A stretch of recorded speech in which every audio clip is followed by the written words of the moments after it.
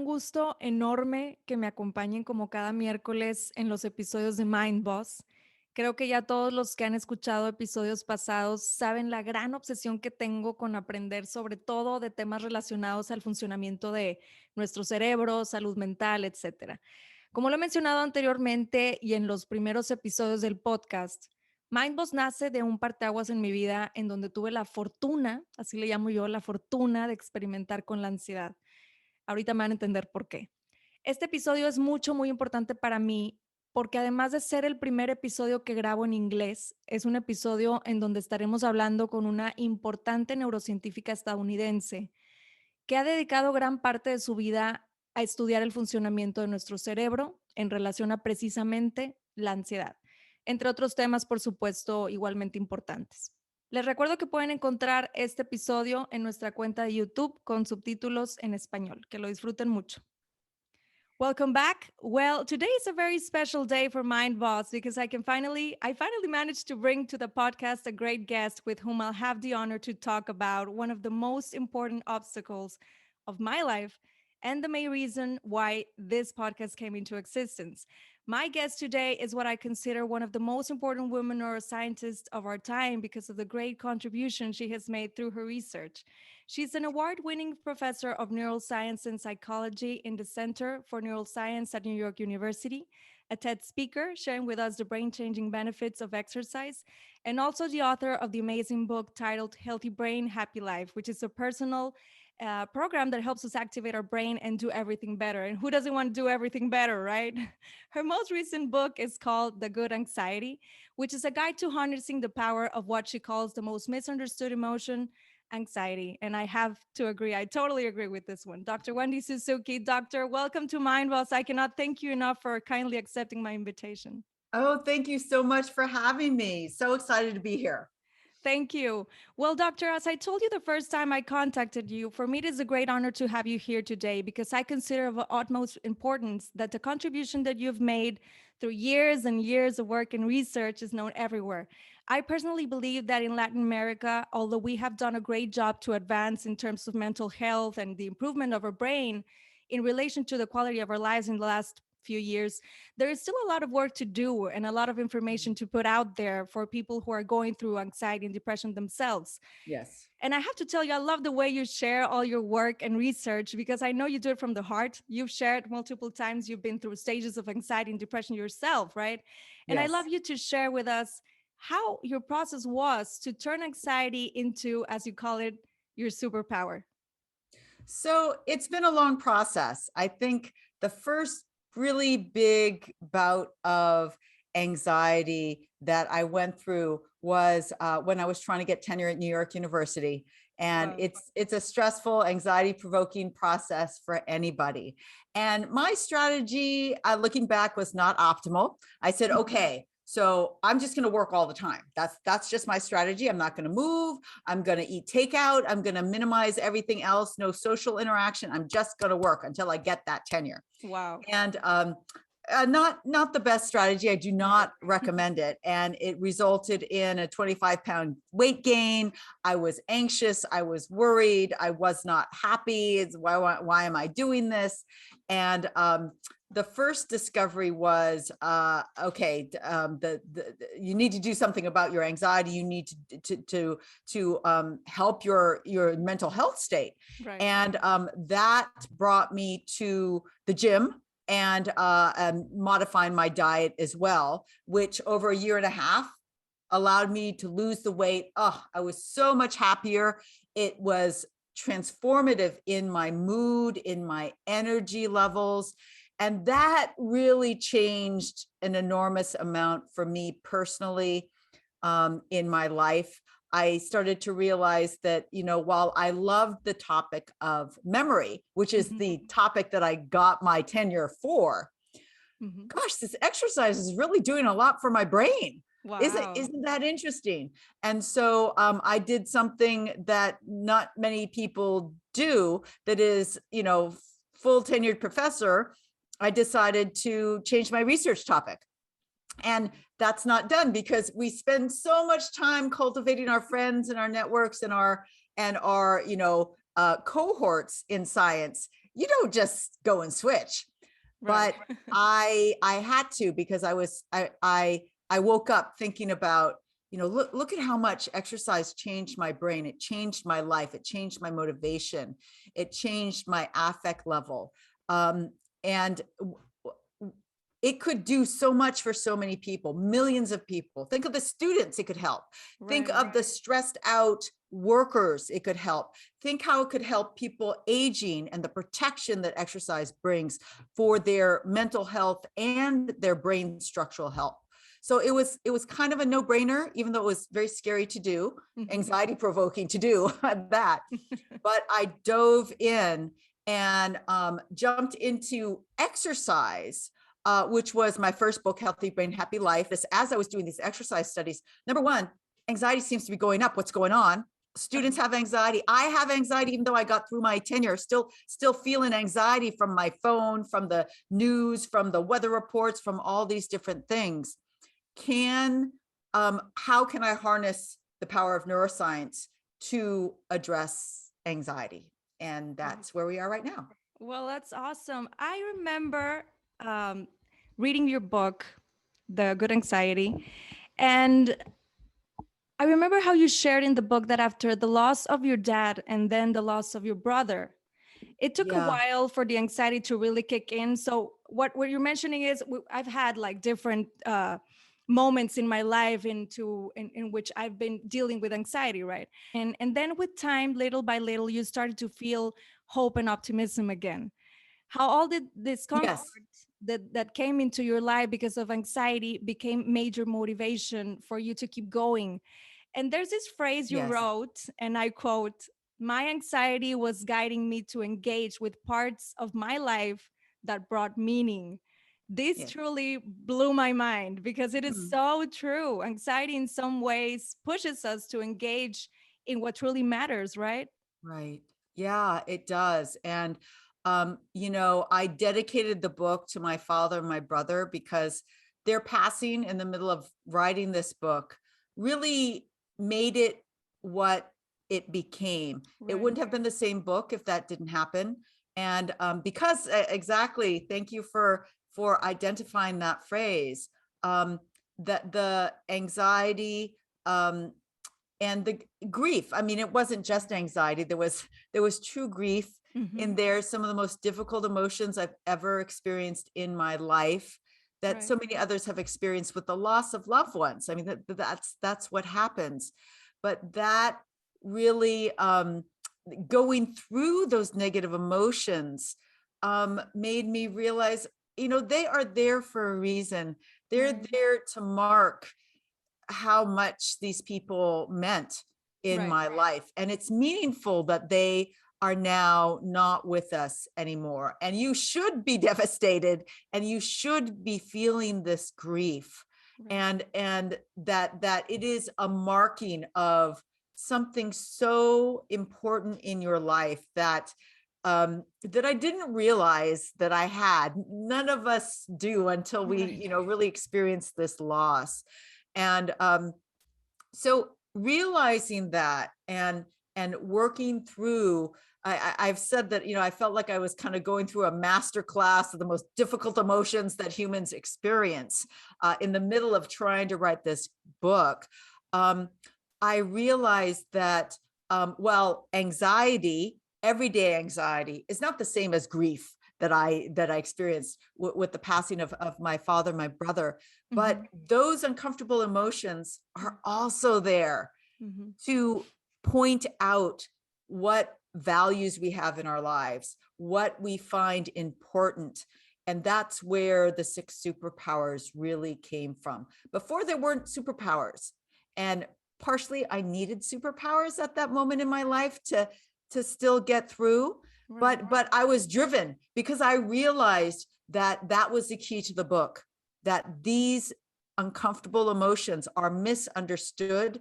They are valuable, and they do bring us superpowers. And so that's what I tried to kind of birth from this experience. That's awesome. I think you'll agree with me on this one, that in difficult times where we are dealing with great pain, like grief, Yeah. the first thing we want to do is get rid of it, right? Like not Yeah, feel it. So exactly. we tend to put ourselves in this race with time and seek for the most quick solution to this pain. And we forget to Yeah. give ourselves time to process this emotion and heal. At least Yeah. this was my case. And I really wish I had read your book before, because Oh, one of the teachings that really hit me was to not just go beyond the pain, but make something meaningful out of it.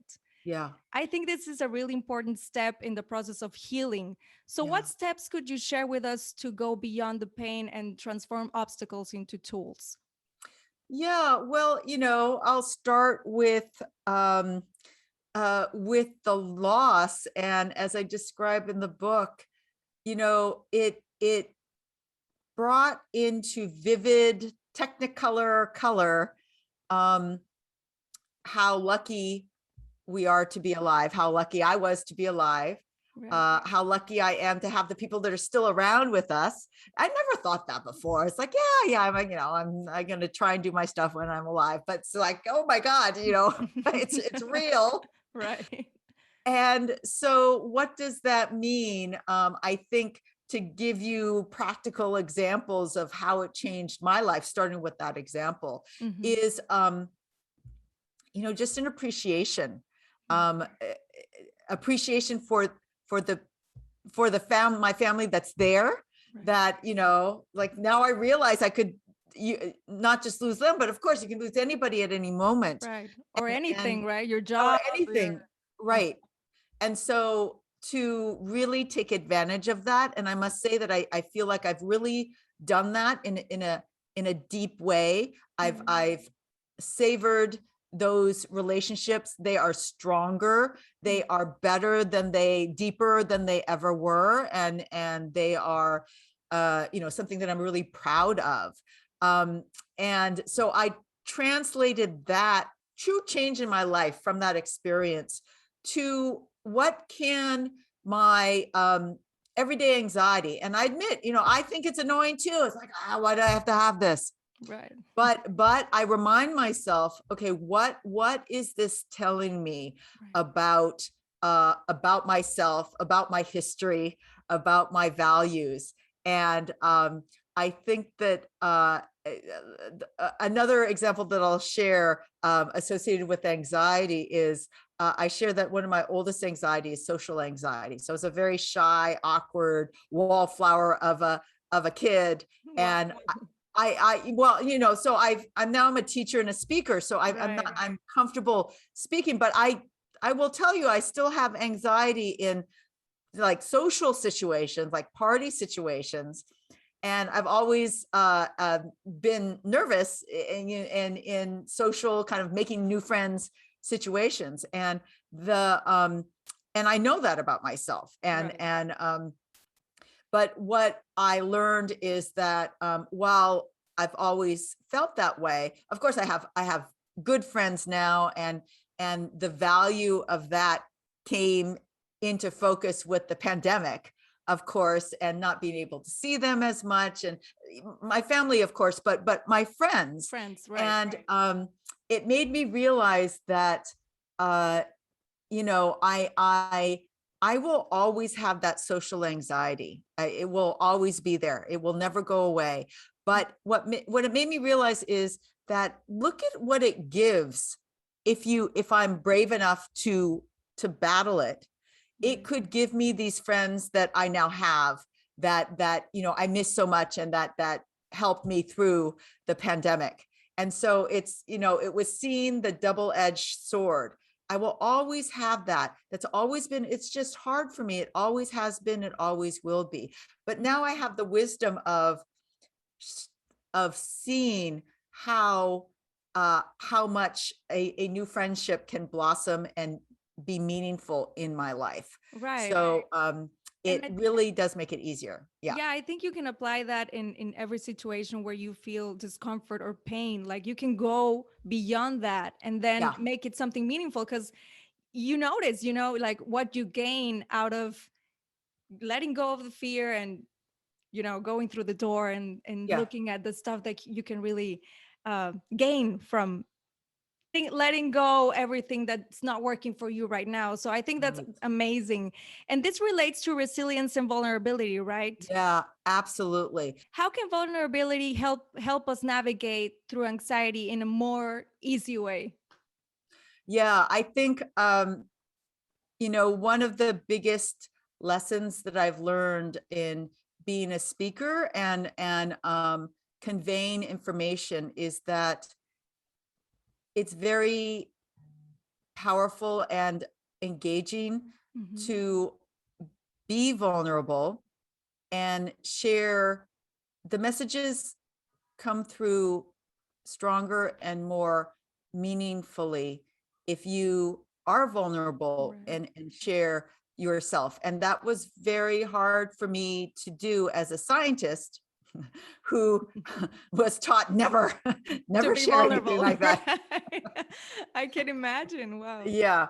So, but I also have this funny thing about myself that despite the fact that I was very shy and awkward and a wallflower, I also had this lifelong secret desire to be a Broadway star because Oh, I used to wow. go to all the Broadway shows with my father. Cool. And we have so many great memories of going to Broadway shows in San Francisco, where I grew, and we grew up south of San Francisco, so we would always go in and see the Broadway shows in San Francisco. And then my parents would come in, and we saw many Broadway shows. I live in New York now, so I think that the secret performer in me Mhm. allowed me to dare to try and make my presentations as engaging as I found watching these incredibly talented singer, dancer, actors on Broadway. And the most powerful tool that I had, because I can't sing, is Wow. vulnerability. Okay, that's awesome. So like to let the people let everyone else know, hey, you know what? This is me. This is what I do. This is what I feel. I think that's a superpower in some way, right? Yeah, Being absolutely. vulnerable is something that can help us like go through this whatever situation that we're living in a difficult situation. And in that place of vulnerability, we can connect with other people a lot. And I Yes, think that's very important also, right? To surround yes, ourselves with your tribe that right. helps us and emotionally can, yeah, help us go through whatever difficult situation we're going through. Wendy, Absolutely. you share a lot about how physical activity and meditation, tea Mhm. meditation specifically, Yeah. are key habits in your daily routine. And as a meditation guide myself, I'm Mm. very excited to have the point of view of a neuroscientist in this matter. How Mhm. can integrating these two habits, exercise and meditation, in our life can help us transform bad anxiety into good anxiety?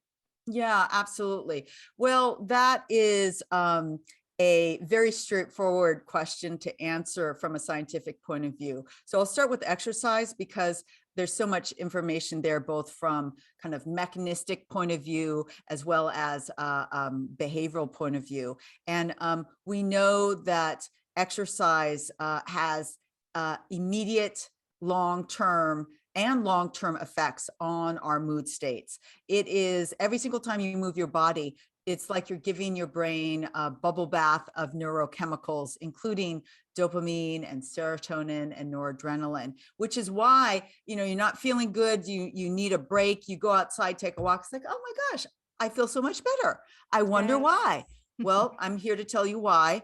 Moving your body is releasing serotonin, dopamine, noradrenaline, growth factors, BDNF, all of that is contributing to that better mood state that you have. Now, and specifically will decrease anxiety, decrease depression levels, and increase energy levels. Now, meditation, a regular meditation practice has the same effects, particularly on anxiety and stress. It will decrease anxiety and stress levels.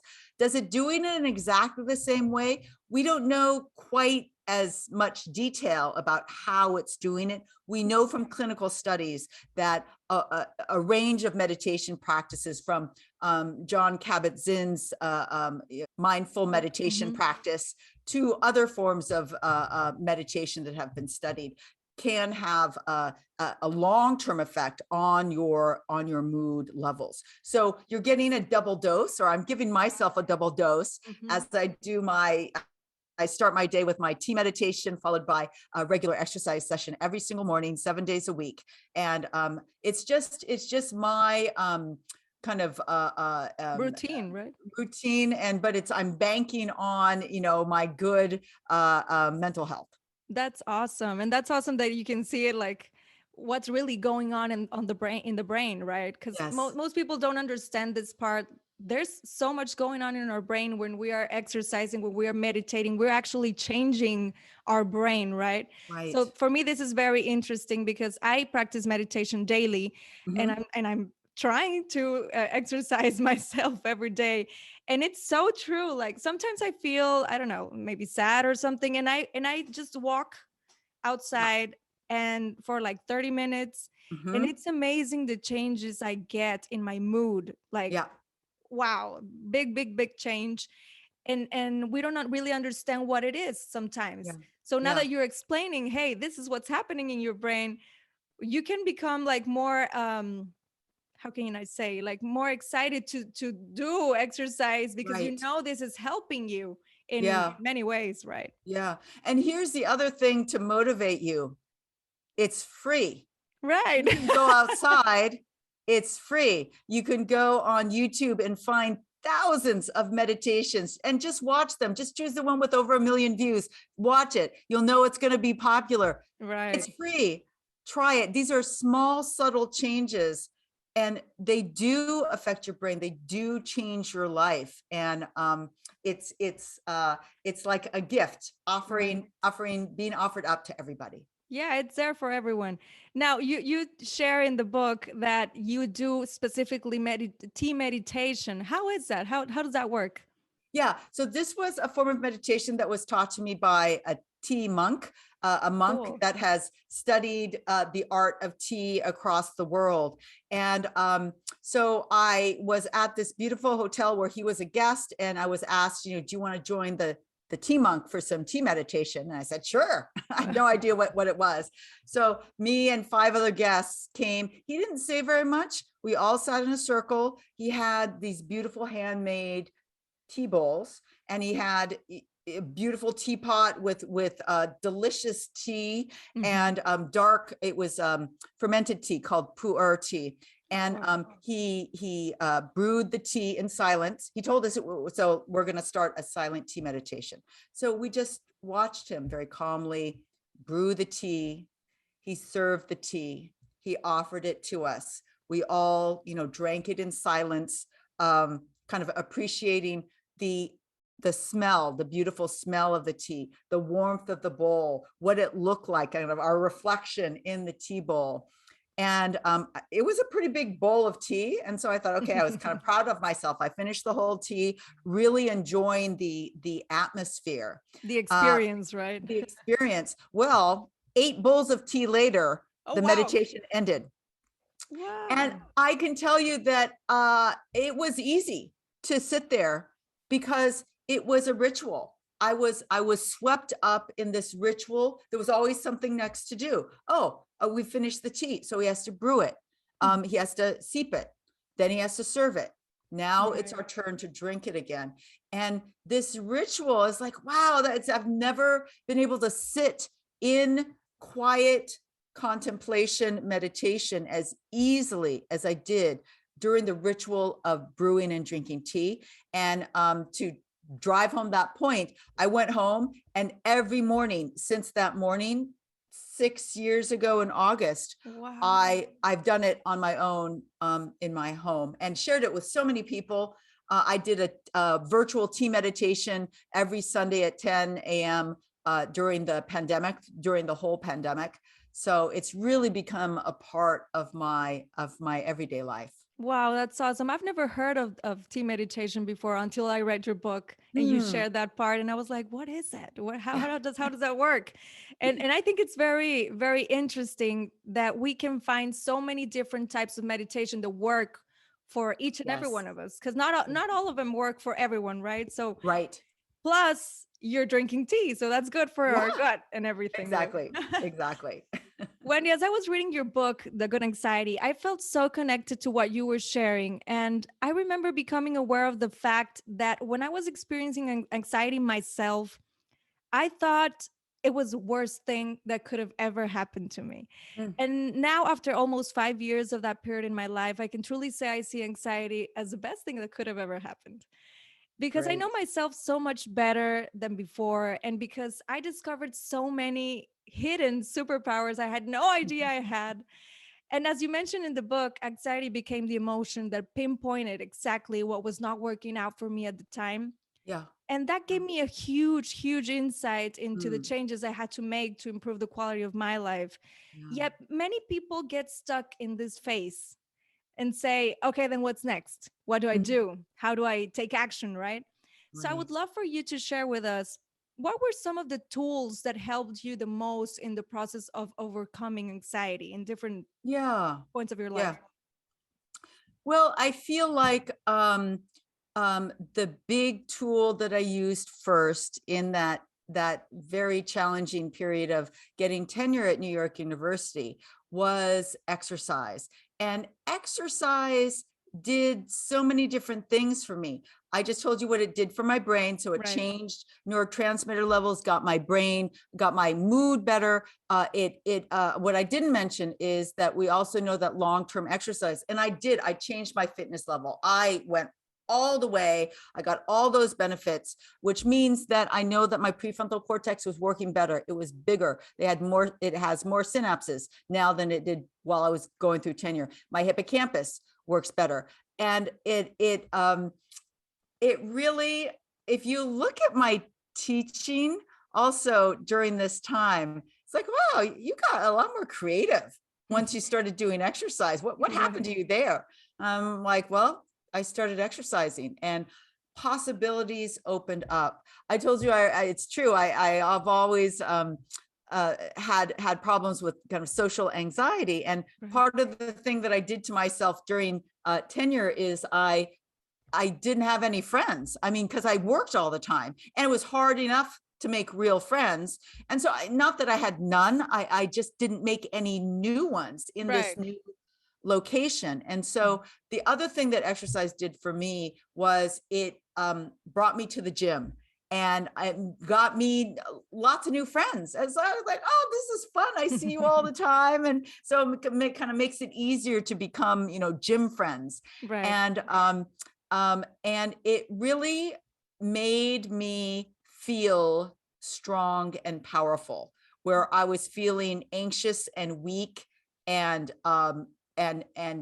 like Unhealthy. stepped on, yeah, Stepped on. Right. Okay. healthy stepped on before. Right. And so that is what kind of pushed me to become more creative, to say, well, look, I was able to really change my physical activity. My body's like, wow, if I could do that, I could do anything. Anything. Right. And that's what kind of opened up. Well, maybe you can change your research. Who cares if nobody else did it? What are you interested in, Wendy? And what are you interested in teaching? Maybe you want to teach it in a new way. Maybe you want to bring exercise into the classroom. Who cares if all your faculty friends say, well, what the heck are you doing? Right. So it really, that in particular, I mean, and then I wrote a whole book about it, Right. Healthy Right. Brain, Happy Life. And so it really transformed my life in so many different ways.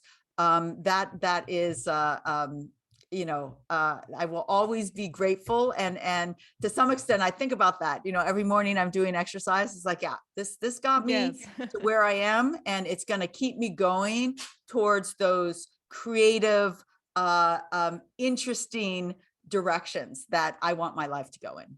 Yes, I love the way you make us feel, those who read the book and your books and follow you and see everything you share. You make it feel like the truth because I've experienced it. anxiety is it's not the bad guy. It's a Yeah. good guy. It's the guy that's telling you, hey, you got to wake up. This is happening. Life has to change, right? So that's what I meant when I said, like, it pinpointed exactly what I had to change. And I think that's what happened to you, right? Like you said, okay, I need to change this in my life. I was not exercising. I was not Yeah. socializing. So I need to change exactly this. And in my case, it was, I am not paying attention to what I'm feeling. Mm-hmm. And that was a huge one for me. It was a huge like lesson. Listen. Yeah. It was a huge lesson for me because it was like, okay, you're not paying attention to your feelings. So there's no way your body and your mind can process them without you Yeah. making changes. So the Right. anxiety is here. It's not the bad guy. It's the good guy that's coming to tell you, hey, you need to pay attention to what you're feeling, Yeah. listening to yourself, feeling Mm-hmm. yourself, and, making this something that can help you in the future. I was going to say that, I totally feel you on that one, because for me, the first indication was really not anxiety so much as I weigh 25 pounds more than I used to. That was Right. my big, yeah, of course, anxiety underlined it, but it was like, I remember walking past this big window where you can see your whole self in profile on Mm-hmm. the way to work. It's like, Who is wow, this? where did that come from? And what I realized when I was writing Good Anxiety is that I am a bona fide anxiety denier. I did not like to admit the That, amount of anxiety that right. I felt, and this was well after all the exercise stuff, because Wow. I like to be the energetic, happy one all the time.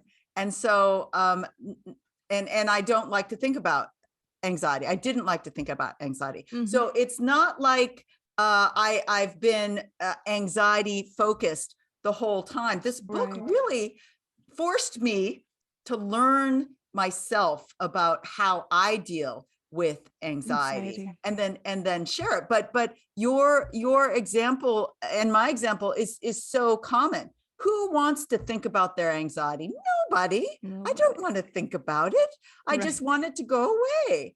And so it takes a little effort and Mhm. education and understanding to know that actually you can learn a lot. Just look there. That's Mhm. really going to teach you a lot. So stop ignoring it, stop denying it. Look at it, learn from it, leverage it, turn it into a gift, turn it into a Right. super. Wow, that's beautiful. Now, I know you are, as a neuroscientist, very, very familiar with neuroplasticity, and Yeah. this might be a new term to some. So, if we could briefly explain what neuroplasticity is and how can we actively use it to transform our experience in relation to anxiety? Yeah. So neuroplasticity, or brain plasticity, is our brain's tremendous ability to change its circuitry, to change how it is wired up in response to life's experiences. And there's two flavors. There's positive brain plasticity that can happen with things like good exercise, meditation will change your brain, learning will change your brain, and negative brain plasticity that can come from chronic stress, chronic anxiety, or bad anxiety, as I Right. call it in the Mhm. book. And so this is a topic that I've been studying since I was a little baby neuroscientist. It was what fascinated me. It got me into memory, learning and memory, as my first love in neuroscience. And part of the thing that fascinated me about exercise, another example of positive brain plasticity, is that it could actually improve my memory. Like, that's even Wow. better. I was busily trying to understand the mechanisms of memory, and exercise was there making my memory work better. And so that is a really important concept, and it is really the core foundation of the work that I do in all of my books, trying to bring the most informative and most research-based examples of positive brain plasticity for everybody to learn, for everybody to use, Right. and for everybody to integrate into their lives. That's awesome. Wendy, I always ask this final yes or no question. Do you think everything and everyone serves a purpose? Oh, yes, Yes. absolutely. Okay. Absolutely, yes. And you What? may not know it, but it's there. Right, right. I totally agree with that one. What purpose has anxiety served you in your life? It has, it has opened me up to a much deeper appreciation of the power of human emotion. Right. Because for so many of us, we just want to live in the happy zone. It's like, just stay happy. This whatever. I'm going to ignore everything else. I'm just going to like try and focus on happy. But what my anxiety, and particularly writing this book and talking and thinking and interviewing so many people about anxiety, is the it's changed my whole mindset about this beautiful array of emotions that humans have, and that they're all there for a reason. And we can get as much learning and information, and in fact, um, joy out of our more uncomfortable emotions as we do from those happy emotions. In fact, the happy ones are even happier Right. because we have the more uncomfortable ones. Yeah. I love this phrase. You also mentioned that it changed the way you thought, like in black and white, like, Yeah. and it was with great pain comes great wisdom. Yes. And I totally agree with that one because sometimes we tend to, like what we were saying before, we try to block pain away or Mhm. always stay in the happy zone, like you were Yeah. saying right now, and just Yeah. stay there and just ignore everything else. But with pain, pain makes us go forward, pain makes Yes. us grow and Yeah. evolve. So I love everything you've shared with us, and I know that you do it from the heart, as I said before, because I can tell I see you and I see that you love this and you love what you're doing, and that's Yes. awesome, and I want to thank you so much for it. I really feel so related right now and so connected to everything you've shared, Wendy, and I cannot thank you enough, first of all, for your time and for all the work you've done and everything you've shared with us. Thank you for being here today. Thank you so much, Paulina. I really enjoyed this conversation, and thank you for having me on. And I think that I feel like you really got the book, and that always brings me such great joy. And thank you for helping to share these messages with your followers. Really appreciate it.